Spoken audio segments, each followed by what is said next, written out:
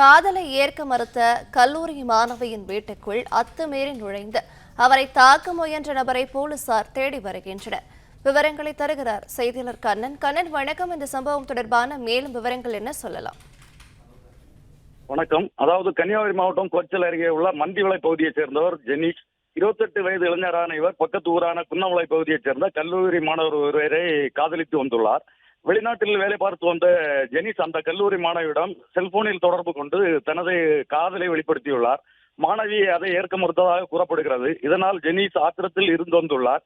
இந்த நிலையில கடந்த 2 நாட்களுக்கு முன் சொந்த ஊருக்கு வந்த ஜெனீஷ் நேற்று காலை அந்த மாணவியின் வீட்டுக்கு அத்துமீறி நுழைந்து தனியாக இருந்த அவரை தாக்க முயன்றுள்ளார். இதனால் அச்சமடைந்த மாணவி சுவர் ஏறி குதித்து பக்கத்து வீட்டுக்கு தப்பி சென்ற நிலையில அங்கும் துரத்தி சென்று தாக்க முயன்ற போது மாணவி செல்போன் மூலம் காவல் கட்டுப்பாட்டு அறைக்கு தகவல் கொடுத்ததால் சுதாரித்துக் கொண்ட ஜெனீஷ் ஜன்னல் கண்ணாடிகளை அடித்து நொறுக்கி அங்கிருந்து தப்பி ஓடியுள்ளார்.